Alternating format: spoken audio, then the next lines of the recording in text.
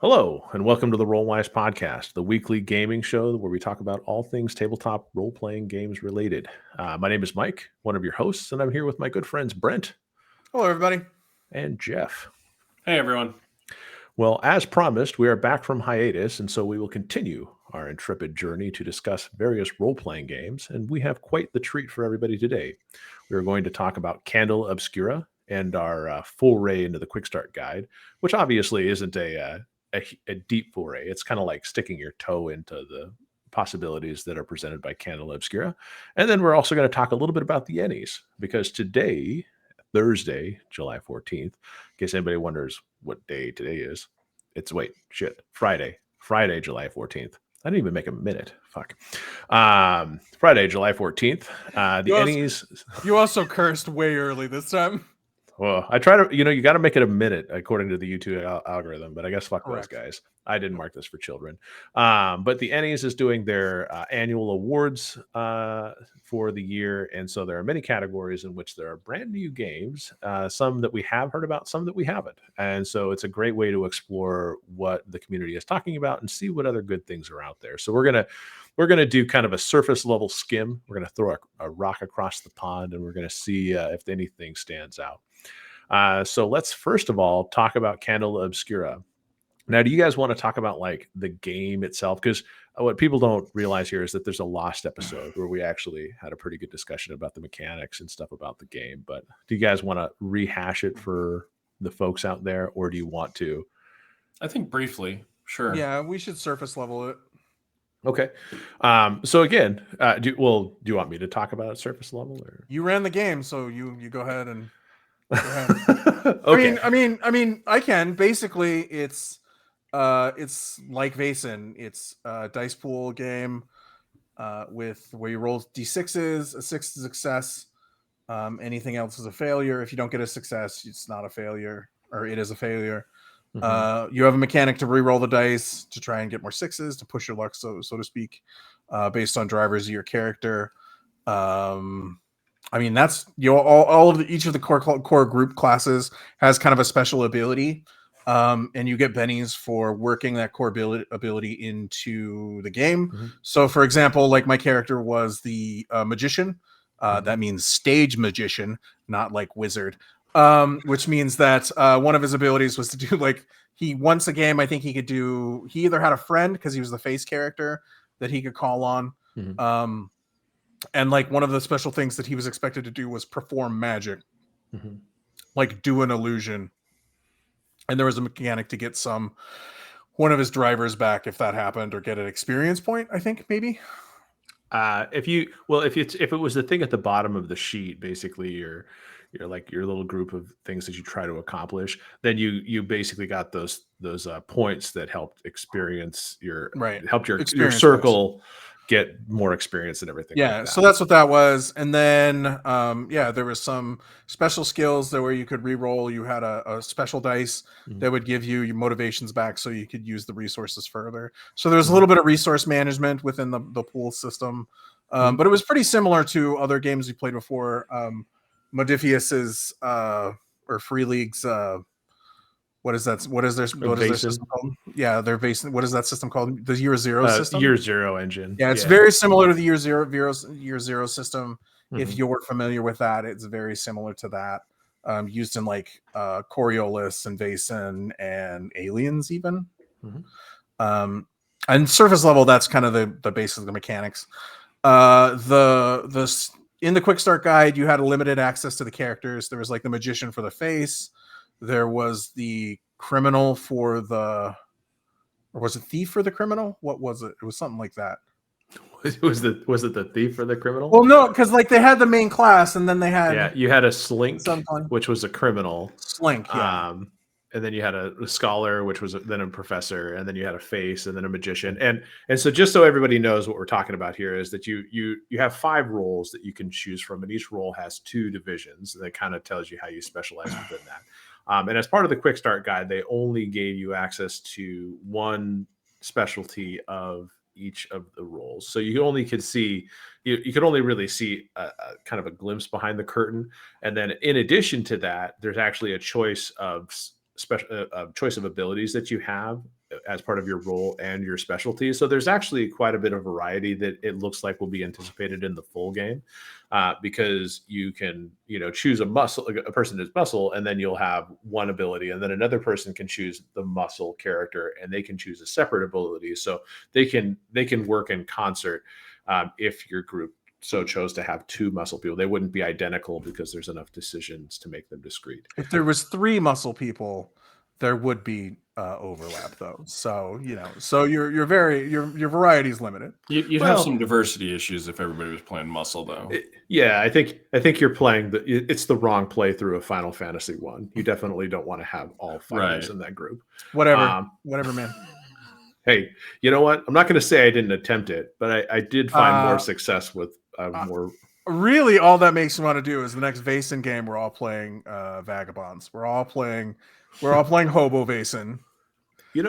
But the funny thing about it is sometimes those games where everybody is all in on a certain concept for the game, you can actually have a lot of fun. And I remember a certain Bardley game where there was a lot of fun until one of our friends showed up as a monk out of nowhere. He's like, I don't like this band. Screw you guys.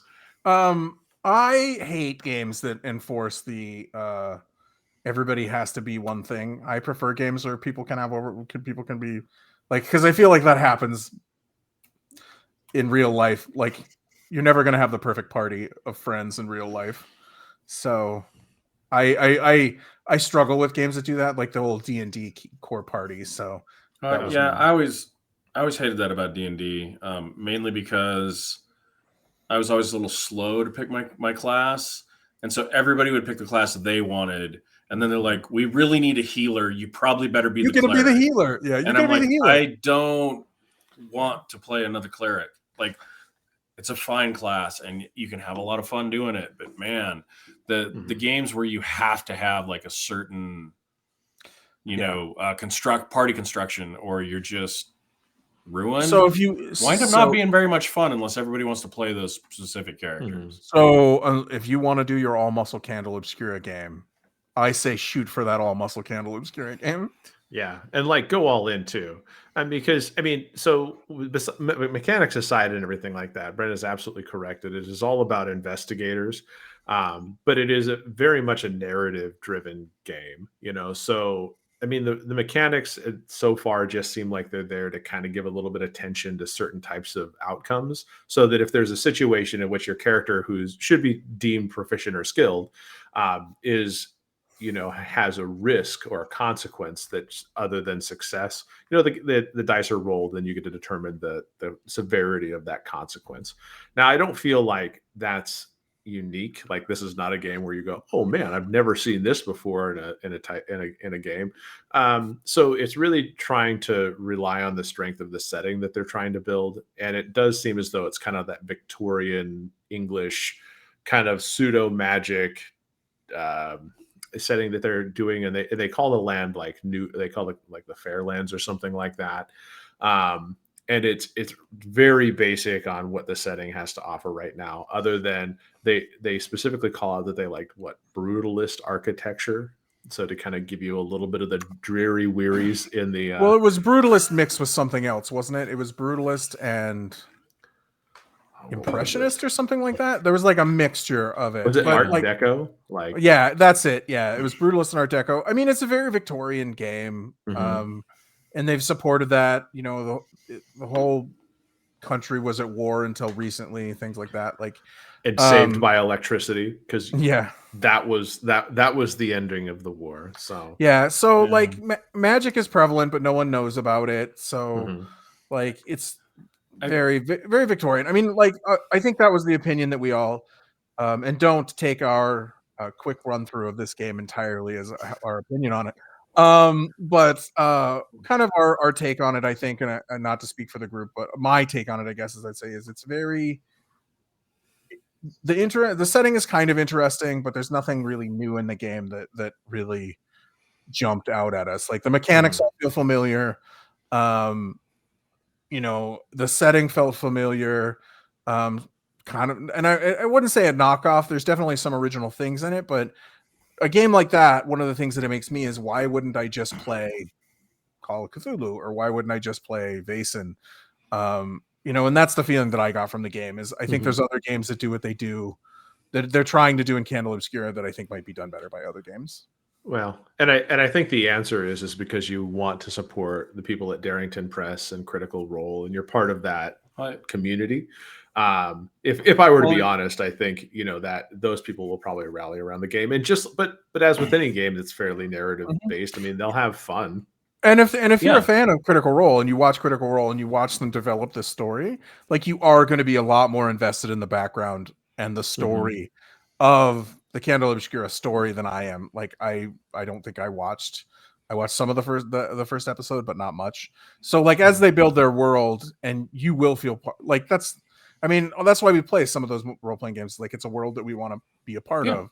And if you're a fan of that game, you're gonna probably really enjoy it and want to be part of that storytelling. So I think it's good for that. Yeah, and so outside of the setting itself, kind of being that Victorian steampunk magic exists, but the average person doesn't know about it kind of feel. You do get assignments, and these assignments obviously can be created by, they can be homebrew assignments, just like with any game, but they do provide a sample assignment just to kind of give you an idea of the type of setting that they want to do, and it's called Dress to Kill. Now, without being very spoilery, I really did like the design of the actual assignment that they had. It does feel a little bit as though it's like, I felt like there was a lot of safety tools used in the design of this quick start book. So, it's like Dress to Kill, example assignment, content warning, body horror. And so as you kind of go through and you read just the premise, the history, and what's going on here, it does talk about the inspiration for what actually, like, how did this assignment come to be? Like, what was the designer thinking about when they went into it? Which I thought was a really good way for me to go, okay, well, this is a nice way for me to go, okay, well, I like what they're thinking here, and I can riff on this in my own way to make it unique. So I'm not just taking word for word the assignment out of the back of the book. And I don't know if this is going to be a preview of how they're going to design the rest of their assignments, but I really like how they do this. And this is kind of what they got from Basin a little bit too, is that, they have your hook. And in this case, because it's a little bit more cinematic, the hook was kind of almost a visual representation. I remember reading to you guys and going, I think I'm reading too much, because that was that kind of cinematic opening where it was very long. Yeah, it was a lot of text for me to. It was really descriptive. It did do a good job painting the scene. I didn't need to fill in a ton of stuff, and I didn't have as many questions when we got to the scene, but it was super long, and I tend to prefer games where the players are doing most of the talking. Yeah. Where the person running the game is off to the side doing what they have to do. No offense, but it's an important job. But I tend to prefer the players being the game and not the dungeon master or game master being the game. Yeah. And if you're reading that much text all the time, yeah, it was a little off-putting. I don't know. It was descriptive. It was nice for some stuff, and for others, I was like, "Wow, it's still going." Okay. Yeah, so I don't think it's going to be necessarily like that for everything that they do, but it was definitely like, paint the picture. Here it is, and that's kind of an old school thing too. Like, if you look at a lot of older adventures, like, they're like, read this block of text. Oh, sure, I remember at the beginning. And I think one of the things that, as like, I think just knowing how to edit that out for your players is important, because it did seem a little bit long to us, but I think we all share kind of the same philosophy of, like, the GM is there as a guide, and so they set the setting but try and keep it as concise as possible.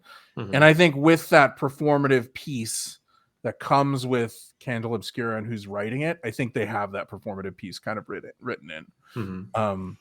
Yeah. So, and I mean, if you have to imagine that if I was Matt Mercer, I think I would have made it 10 times better, if not more. I think I would get Well, tired. I think I would get tired of Matt Mercer over expounding on the wonders of his world as well. He did a good job. I Mhm. watched half of the playthrough, which for a live play is a lot for me. And like I enjoyed it. They're very skilled actors. Like they're really good, and they're really good role players. And he's good at running the game. But Mhm. it is a lot of, you know, the YouTube channel. It was a lot of him talking. There was, Mhm. I mean, he played multiple characters, so don't get me wrong. And it's Mhm. entertaining because they're doing voices, and you know that a lot of us don't do in our home games. Well, a lot of us can't. I do them. You guys just don't know because it's variations of what I'm talking like. It's right very now. subtle. It's very subtle. They all sound slightly different. I feel like this is a joke, like in Black Dynamite, where he's like, "I am smiling." And to the untrained ear, you just can't hear the subtle variations. Yeah, I mean, you should hear my Bostonian accent. It sounds something like this. Wicked. You forgot the awesome after the wicked. I'm not that good. I'm not from Boston, so I don't want people to mistake. So yeah, I'm not trying to take us into an aside. It's Yeah, but the game is written that you have like your hook, you have an arrival, and a lot of this is, and what makes this interesting by comparison to some of the other games is that it does give you that NPC, which is kind of your mission giver. So it's kind of your, Charlie's Angels. It's what was that guy's name? The Bosley. Bosley, the person who basically gave the missions, and it kind of sets the DM for an easy NPC to guide and do all those things. Now, I can't say that that's always required in every game, but for this type of game, it works just to have kind of a central hub where your lighthouse keeper is like, hey, I've received word that there was this crazy murder that happened at this one place, but it doesn't seem as though it was a standard murder. It was a murder that dealt with the supernatural aspects of the bleed. Yeah. Um, It's a mission game, so you have a Mhm. mission giver, just like Delta Yeah. Green Yep. or Shadowrun, Right. one of those where there's somebody that sets it up for you. Yeah. And you kind of play it out. So I mean, that is kind of nice. It's a nice lead into the narrative. Mhm. it is, and it's conducive to what they want it to be, which Mhm. is good for one shots and really short campaigns, right? And Yeah. having played through most of that intro thing, if I was ever at a convention or something or somebody's house and like, hey, I want to run you guys through a Candela Obscura, mission, I'd be like, sure. It's a fun Yeah. little system. And It is. And then they kind of take what they, for the rest of the actual assignment and everything like that, they kind of have like they give you a little bit of stuff to explore, and they do have a couple things where they, you try to weave their text blocks in, but their text blocks are very short, and they actually give you a lot of suggestions on how the information can be presented to them. And nice. so, like, for example, they have in your exploration one, you have read this section to the players, and it's like you have a reveal that they're trying to get to. So reveal is that Underdark transforms people, that kind of thing. And so you're trying to get there, and it's actually letting you decide based on your group and everything like that, how do you get to these reveals so that you can get to the next exploration. It does kind of create a sequential feeling game and less sandboxy because it is like okay, well, it's sandboxy in so much as that as a DM, I'm giving you these several options in order to find the reveal. But the reveal is ultimately that Legend of Zelda gate that you get through to get to the boss and get to that next level kind of thing. Like just because you found this path doesn't mean you're not going to ultimately hit this point and then go to the next sequence of things. It all comes together at the top. It Right. feels very hourglassy as you're going through the different routes to get to these specific reveals. Like you would not typically find the reveal for the stage 3 reveal at stage 1. You could predict it maybe, but that's not how the game is designed. They do offer escalations, so they do want you to feel like there's a countdown in so much as this. And what I did for that is that's like I had you guys encounter the thing and had that large amount of noise, and I gave a little bit of fire with the sheriff meeting you guys at the hotel. You're kind of ain't wanted around here, kind of thing. and then eventually it would take you to the end where you get the climax and you get the resolution. So there, for as much as that they describe the beginning of it, they do give you a lot of freedom through the rest of it, and they really just give you some suggestions on how you can get to these points, which I thought was really good. And I actually like that kind of game design, but I can see it as a DM, if you're actually like a newer DM, that could put a lot more work on you to kind of like try to puzzle this together or react in the moment to people doing stuff that is not so and it's not scripted or anticipated. Hey, and Mike, I know we stayed on task for the most part. oh, you guys were excellent through this. I mean, I think we would have gotten through it pretty easily without too much trouble. But I do have to say that I feel like a new DM might be a little intimidated by trying to just juggle all the different options. Because if we had our full gaming group and I ran this same thing, I swear to you, one would be like, okay, I'm going to go find printing presses. Yeah, one would be at a printing press. One would be chasing cats. One would be climbing the clock tower. One would go, I'm going to a bar until you guys are ready to take this investigation seriously. Library. Yeah, they would all be at the library, and I'd have to describe how the levels of the library in an Art Deco / brutalist architecture is style. We did, in fairness, spend a decent amount of time looking at pictures of brutalist architecture. None of us being students of architecture. Not in the game. This is us as that was just us. Yeah, just out of character. Yeah, exactly. Just trying to understand brutalist architecture. Yeah. So I mean, but that's what you have to do. You have to research and understand. I mean, if somebody says, "Oh, it's brutalist architecture," and you don't have any fucking clue what that looks like, it's hard to really play with that in the theater of the mind. In fairness, I think what came to my mind was lightly in the neighborhood of what it actually is, but I didn't think I appreciated, absolutely everything about it. It's interesting. And it was a fun little rabbit hole that we did together for 15, 20, 25, 30 minutes. I don't know. Yeah. Well, I mean, it wasn't two. It was more than it wasn't like, oh, one picture, that's brutalism, moving on. No, it was several. Yeah. I love it. So Candela Obscura, I think we all enjoyed it well enough. Yeah. I think I just think there's flavors of games I personally will probably look into before what is the name of the universal system? Illuminated Worlds, is that what it was? Yeah, the Illuminated Worlds system. Mm-hmm. It'll be good, I think, and I think Candela Obscura's settings will be good. Like I said, if you enjoy their live plays and you enjoy their storytelling, being part of that story is going to be something you're going to enjoy. Yeah. Honestly, as much as we've been playing investigative games, and I know we keep referring to Vaesen, but that was the one that sort of was our introduction, and there are similarities. Try an investigative game. See if your game group likes them, because they can be a lot of fun. Mm-hmm. They can be, and it is interesting. It's hard to balance the what do I know of investigation as me, the player, and then what would my character know? Like, there's a little bit of that conflict, but sometimes you just got to run with it, because you got to try and keep the narrative moving forward. Well, and the only thing I add to that, as a person who's running from the keeper / DM, all that kind of stuff, is don't be so hard on yourself, and don't make it so obscure, because you're like, I don't want this to be too easy. I assure you, like, too easy is sometimes too hard. It's like, and it's so weird how that happens. You could have genius players, and the moment that you set them up in a scene that you think, oh, they'll get this right away. There's a monster in a bear trap over here, but I noticed 3 pine cones were disturbed over in that corner. Let's go check out the corner, guys. There's a puzzle on the door. It's 2 sticks with 2 more sticks, and you have to enter a number into the code. I think it's 5. What?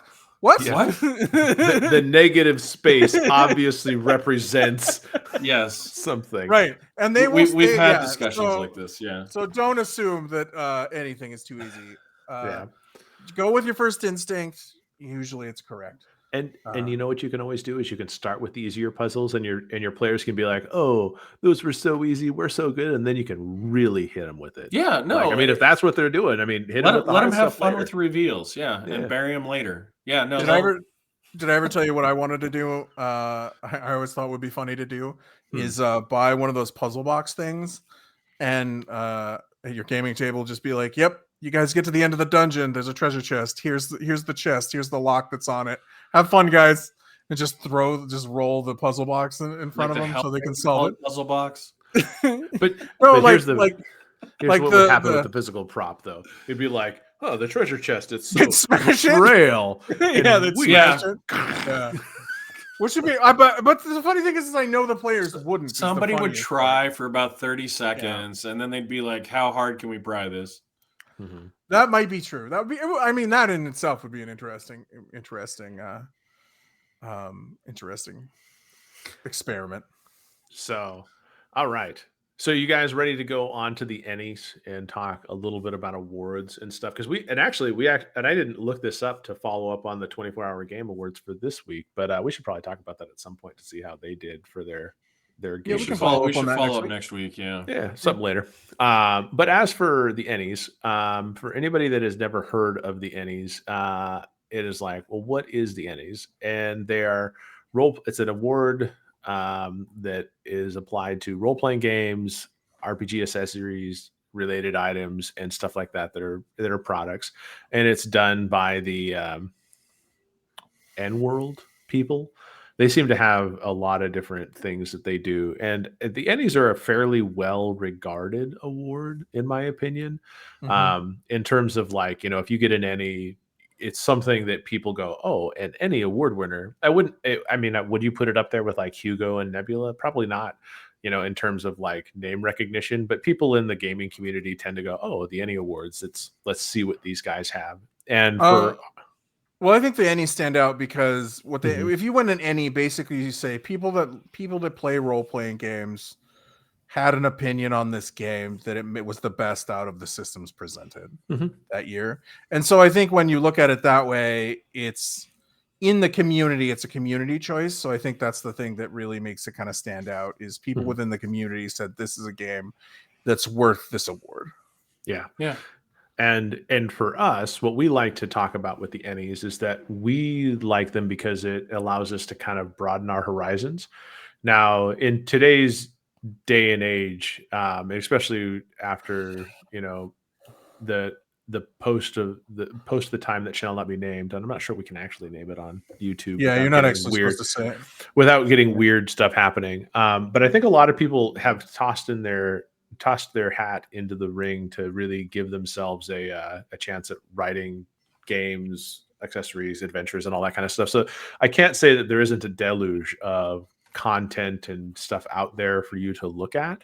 So having something like the Ennies kind of condense it down to a few select choices is really nice, because then you get to see what other people are playing, and hopefully it's something that might be your next game. And so I thought what we'd do today is we'd talk a little bit about some of the categories, and some of the stuff that we've actually played has been on the nominees, because some of the stuff like Free League has made an appearance a couple times in some of these. Some of the games we've wanted to play are actually on some of the categories. And so I thought we'd just kind of go through and talk about some of the ones that we've touched on earlier, and then we could see if we want to talk about anything in greater detail later. We can do that too, because there are 22 categories, and I believe there's 5 nominees per category. So if you guys want to, we can do all 110 tonight. That seems like a lot. It seems like a lot. Seems excessive. And our podcast isn't on there, so we shouldn't talk about podcasts. Yeah, fuck those guys. Obviously, we need more viewers. So viewers, like, subscribe, ring a bell. Get us nominated for an Ennie. Get us, talk to people about us. And stuff. Jinx, you owe me a Coke. Something. Okay. So let's just start. The judges spotlight stuff. I'm not aware of any of these, but I think I've heard of the Dungeons of Drakkenheim. But there's a few different ones on the best adventures. The Journeys through the Radiant Citadel. That's a game I haven't had a chance to play, but that's the Wizards of the Coast entry in here. And did you guys have a chance to read about that at all, or do anything with that game or that adventure? What was the one that you No. ran? What was the one that you started to run us through? Which time? The one with the fireball skull that killed us multiple times, wasn't that? Oh, that's Fandelver. That's kind of like Fandelver, okay. yeah, that's kind of their intro thing. The Okay. Journeys through the Radiant Citadel is it's kind of how do I put it? It's kind of their one of the more recent products. It kind of has a utopian type society. Kind of reminds me a lot of like Mass Effect when you go to the Citadel, that Citadel. So there's a lot of different. It's like a melting pot of different things and all that. And it's supposed to be some pretty good adventures that happen through that. I haven't really level 1 through 14. That's pretty impressive. Yeah, I mean, I have heard of it. I just my lack of interest in D&D has probably led me to not look into it more, but I have heard of it. Yeah. Okay. Well, then, I mean, moving on. Let's talk about Seasons of Mystery. So Seasons of Mystery is the Vaesen Free League game. And now I actually don't think we had a chance to play any of those investigations or anything like that. But if we continued our Vaesen game, I actually had a couple in here that I wanted to try out. I specifically because the Seasons of Mystery, the nice thing about it is it's actually each of the different seasons have the investigation themed after it. So like a Dance with Death is supposed to be kind of the summer one, the spring one. Fireheart is the summer one. Devil on the Door is the autumn one, and Winter's Tale is the winter one. And the winter one looked really fun from what I read. So I thought that was a really neat one that they put out there. And I've enjoyed all the products that Free League has put out under Vaesen. And so I think it'd be a pretty strong contender. But the one that I got curious about by simply looking at it was the VHS, the Very Horror Stories. But I thought you were going to say The Unexpected Wedding Invitation. No. So I don't know if Brent, you had a chance to click on that, but I obviously don't actually know what it says because it's in a different language. Scroll further down. Oh, here it is. We scroll down the page. I'm interested that the system is called the System, which I think is interesting. The System. Yeah. And what's nice is that it's in Italian at the top. I was wondering what that was. But you can actually download the quick start guide and everything from this. Is this no, it's just their website, Ace Game. So you can actually download the VHS quick start. And you can just go. What's funny is you get it right out of their Google Drive. You can just give it a try. I would love to give this a quick playthrough with you guys and see if this is a fun game. Because first of all, it looks like very, very fun horror. I always like it when people kind of use that imagery of VHS tapes for horror for some reason, because it just kind of harkens back to that 80s, the perfect decade for horror and all that kind of stuff.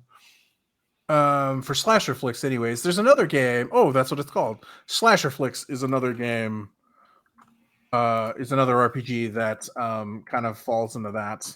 I think it's called Slasher flicks. Is an RPG that falls into that sort of same style of game where it's movie tropes for horror movies.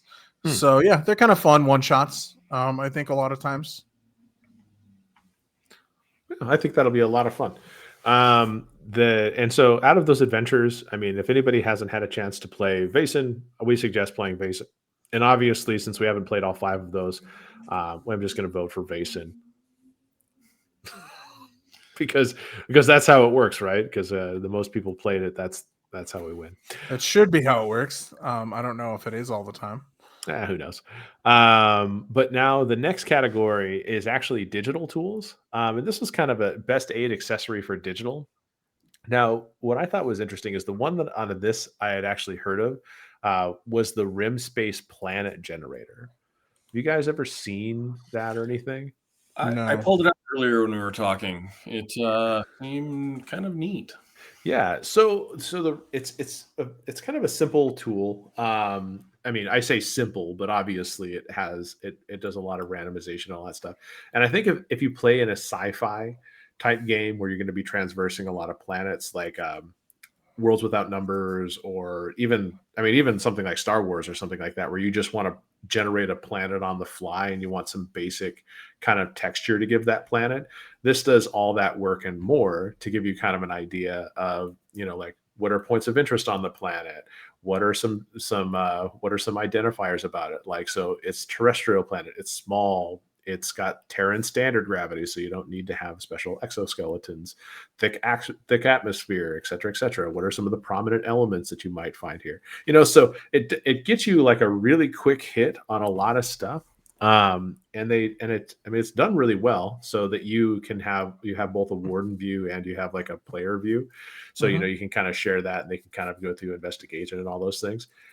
And so as the GM, you can say, okay, well, some hooks. A maroon ship ferrying priceless CEO clones requires rescue from this ecological disaster. And you're like, priceless CEO clones? This is already sounding like what was that transhumanist game that you were looking at, Brent?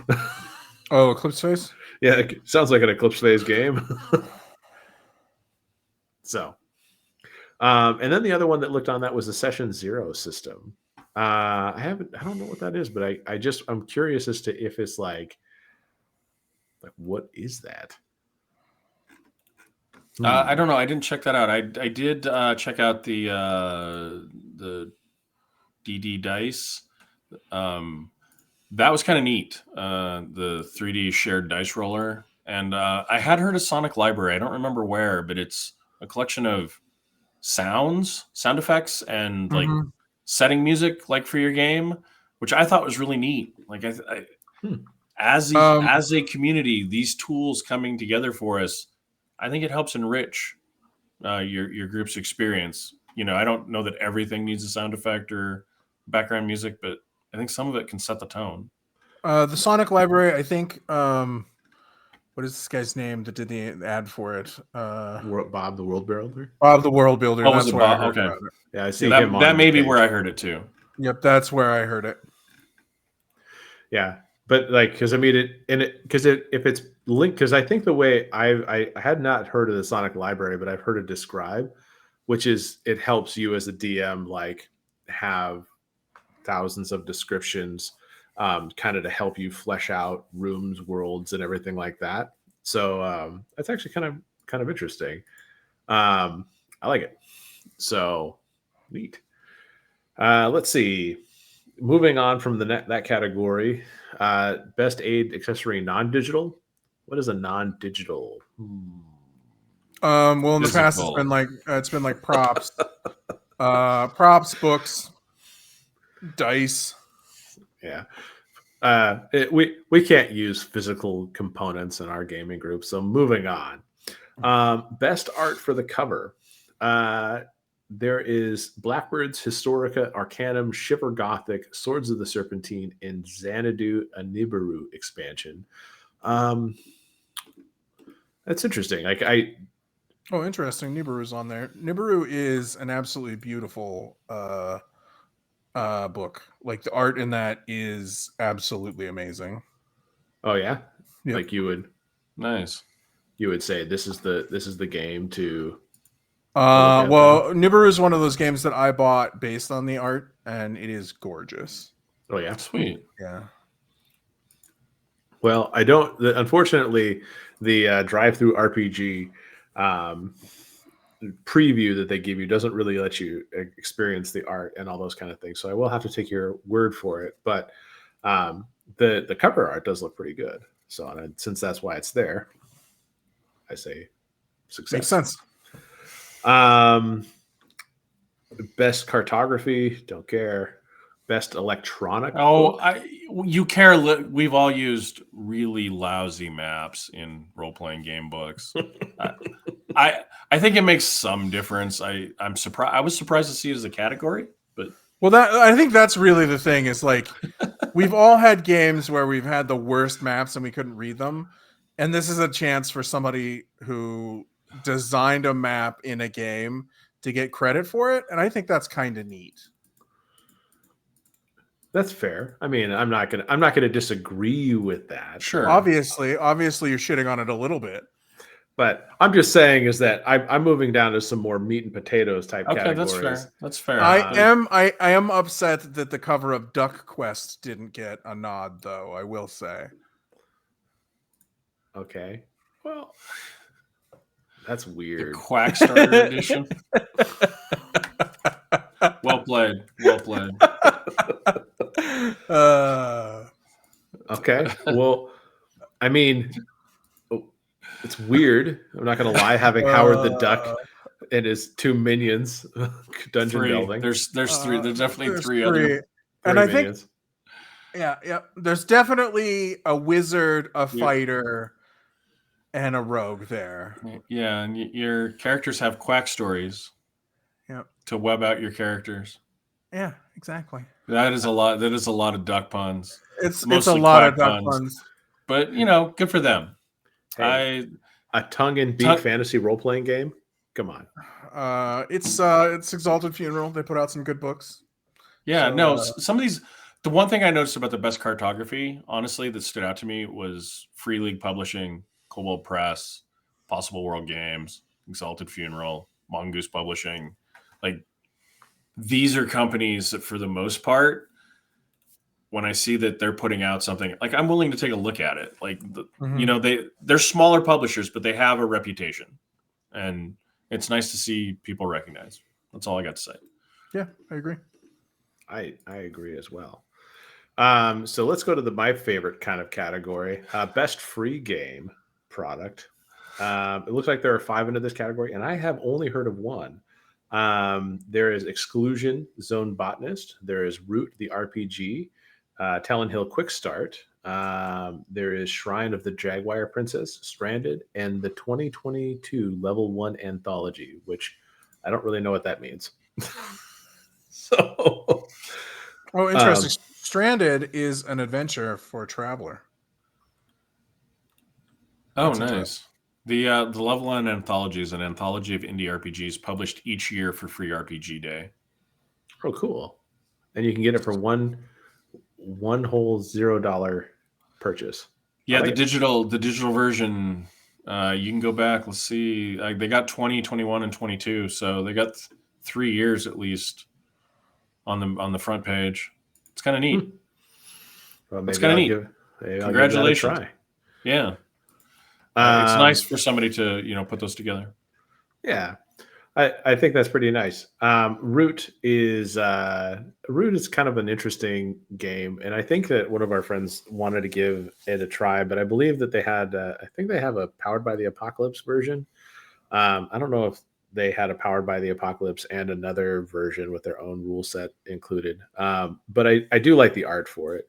It kind of reminds me a lot of like Redwall and all of those kind of stuff there. Well, we played the because it's based on the board game. Mm-hmm. So we played the board game when it launched at PAX, and it's the art is striking. It's neat. It's neat. I like it. It's like youthful and vibrant, but not like childlike, if that makes sense. It's detailed and it has a lot of good stuff to it. So I'd like to play it at some point with you guys, but then again, I think our list of like to play games it's large. It is large. Mine's getting smaller. I've been editing it, so yeah. You've been taking stuff out, or have you been playing stuff? No, I've been taking stuff out. Like, really? I'm never gonna play this. Oh, I'm not that interested. And that's also where my conversation of why would I play this game over another game? Like, if they feel samey to me, like that's kind of in that vein. Is like, why am I stacking up these games? So, That's true. That's fair. Okay, so Exclusion Zone Botanist looks neat. It is a solo game, mhm. but it looks neat.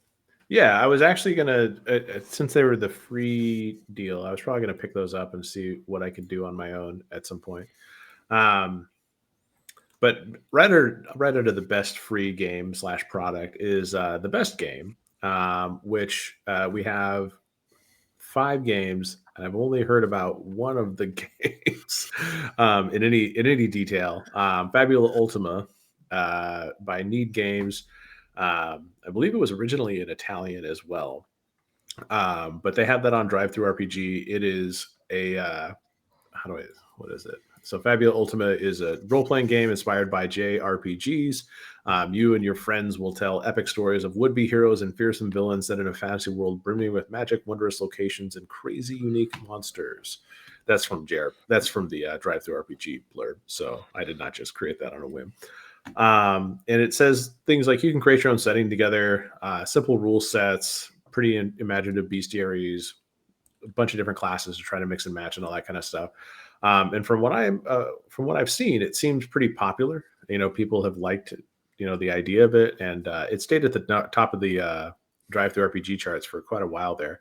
Even though I feel like this, much like Lancer, is a force upon you guys. Because you guys don't hear JRPG tabletop RPG setting type deal, and you're like, ooh, let's jump on that. If you run it, I'll play it. I've said that before. Yeah, we have played a lot of games. We will play more. We're just not necessarily going to be running them. Yeah. Well, that's the GM's dilemma, right? That's always, I really want to play this game. The only way you're going to play that game is if you run that game, which isn't always the same thing. Right. Yeah. No. Yeah. Your running hope is not playing, and playing's not Your running. hope is that you run it and somebody else picks up and likes it, and then you can try being a player in it. I think is sometimes the goal. That's true. It's never worked. I mean, I've never had it work, not ever. But maybe someday. But I mean, if you were going to try a new game, this would be the category. Not telling you what to pick, but if you didn't know what to pick, go into the best game category. I think is a good start. Yeah, and you'd find some good games, especially in previous years too. So, I mean, I can't. The tough part about this category is it doesn't necessarily mean that they're entry level games. Like Fabula Ultima seems like it would be a fairly easy game system for people to get into, whereas Passion de la Passions, seems like maybe not everyone would have the same entry level. And also know your audience. That's another big Sure. push I will suggest is know your audience. No, know the people that you're playing through. If you don't have people that like telenovelas, suggesting a Passions game may not go over very well if people aren't comfortable with that sort of thing. It at least sounds like a new experience. But the most daunting one to me, I think, is Flabbergasted. Like, I always think comedy games, man. Like, I think a lot of the humor in role-playing games comes from playing the game straight and then like comical things happening. Like having a game where you're like trying to be funny. Oh man, that sounds like it would be hard. Like that's why Hackmaster. I always talk about Hackmaster, and like I always told somebody like the way to make Hackmaster actually funny is you play your character absolutely 100% as real as you can, and just let ridiculous shit happen around you. Or to you or caused by you, like, because trying to be funny is not always the best method to do. Like, being intentionally funny isn't always easy. No, unless you're a stand-up comedian or an improv player, comic, it's hard. It is hard to be that witty all the time. It takes a certain mindset. So I agree with Brent. I mean, Flabbergasted looks neat.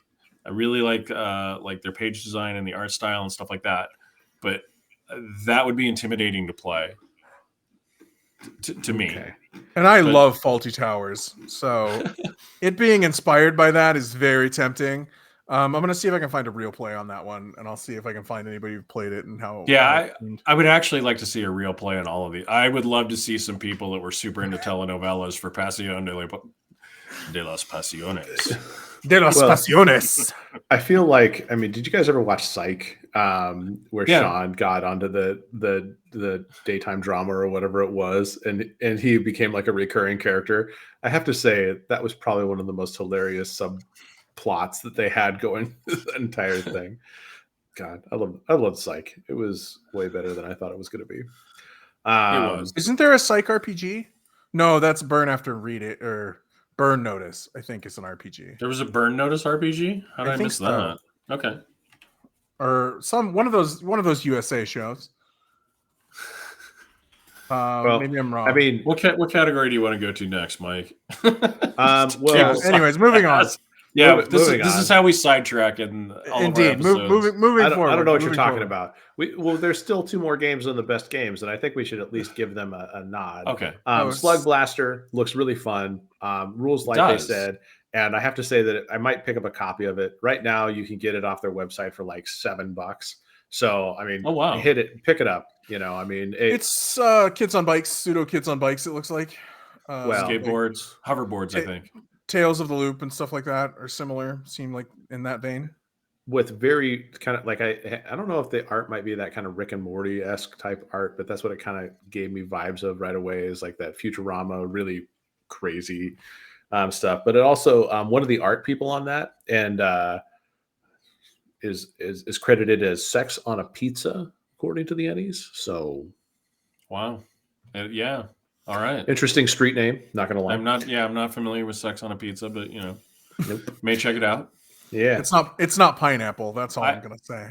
I like just looking at the cover art of Trophy, the last game on the list. I really like the vibe. It's one of the few games that like gave me a feel like immediately. It reminds me of that game we looked at, Monsters. Is it Monsters of the Appalachia? Appalachia. What was that we looked at, Foster? for which time it was. Do you remember the game that I'm talking about? I believe so, but I don't think it was called Monsters of Appalachia. God, what was it called? I know what you're talking about though, but it was like, was it the Depression one? That wasn't it. Well, no, Old Gods of Appalachia is what it is. Oh, yeah. By Monty Cook Games. It reminds me of that. Mm-hmm. Kind of the country woods, scary shit happens in the forest sort of game. Yeah, but I mean, but it feels like well, I'm not really sure. I think I'd have to know a little bit more and kind of start getting into it, because while the symbolism that it's giving it may hit you with that Old Gods of Appalachia kind of feel to it. I'm curious if that stays through it or if that's just kind of like the deer head image, kind of like. No, I mean, I'm speaking just from what I read, the little bit I read about it, like haunted forests and stuff like that, monsters in the woods kind of thing seems to be an occurring theme. Yeah.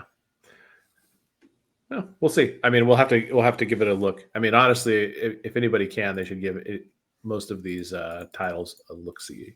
So past the best game, I don't really know if there's like there's best organized play.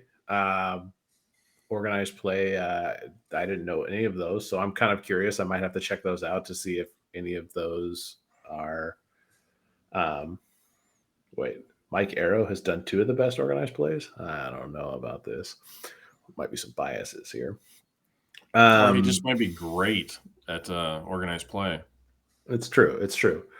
Best rules, Avatar Legends, the role-playing game. I mean, I'd be curious. I like the Avatar setting, but I mean, I watched the cartoon a while back, and I was going to say that's Avatar the anime, correct?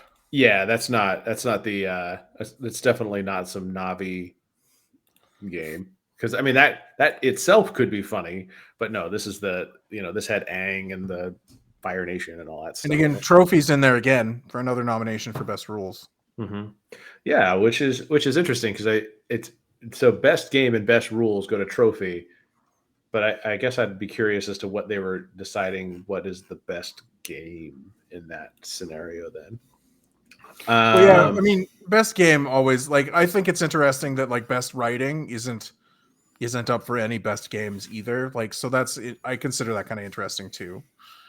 Yeah. Well, but isn't nope, never mind. Because Sword of the Serpentine, sorry, Swords of the Serpentine. I was kind of interested in that. I'd seen something about that before, but it's interesting that it didn't make its way into best writing, or sorry, it made its way into best writing, but not best setting or rules at all. So yeah, and Vason's in there for best setting. Did you notice that?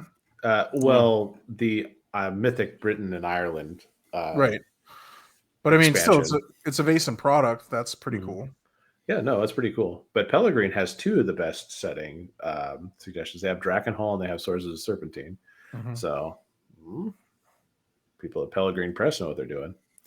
Or sorry, Pellegrin Press. Pelgrane? Yeah, Pel- It's Pelgrin. Pelgrane. Yeah, It is Pellegrin. Pelgrin. And they've been on here before. They were on here Mhm. for what is that game called? Knights Black Agents has been on here for. They were nominated for an Ennie. Mhm. So they're a good RPG producer. And then under the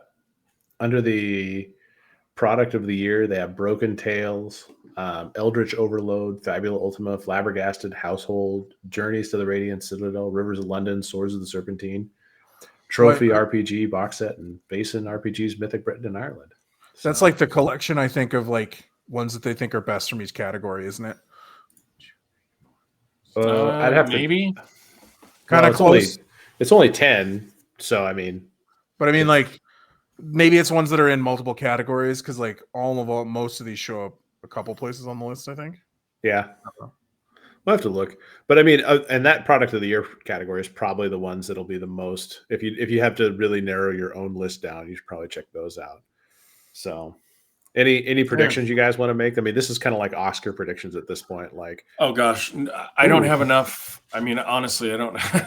No, I don't have enough. This is wide ranging. This is a lot of stuff. But yeah, the cool part for me, rather than trying to prognosticate it, is finding some stuff like to check out some new stuff, even if it's another podcast or some new places for online content or RPG related products. It's just kind of neat. And if anybody wants to vote, you can vote on the Ennies. They're going to present them at Gen Con in August. So if you want to vote, vote right away. My guess, my prediction is the what is it? Fabula Ultima will probably win best game, would be my guess. It seems like it's got a lot of momentum, and I'm excited for it. So I'd be curious to see if it won. So, but I'm ready. Well, you just want it to win so you can say I told you it was a good. I told you so. You are a huge fan of JRPGs. We know that. Like they're great.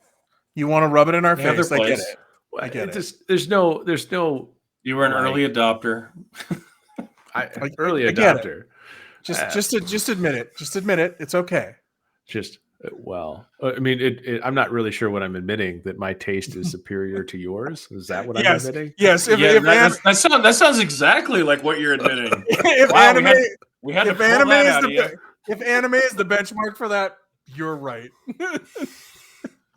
Well, so we'll go basically on another platform, and we'll stream a little bit, and we'll talk only about anime, which I'm sure these guys will be excited to join in on. We'll have watch parties. I'll try to find a thing where I can get glasses where I can have anime eyes for the entire thing. I wonder if those new Apple glasses headsets have anime eyes that they can do, because it projects eyes. I wonder if it can just give you the... Well, I've seen the masks. They have the full face masks that'll do the anime eyes. That'll do the digital face with the anime eyes. Oh, well, maybe... is that just so you can sleep during the entire session, or is this the Brent version of painting your eyes on your eyelids?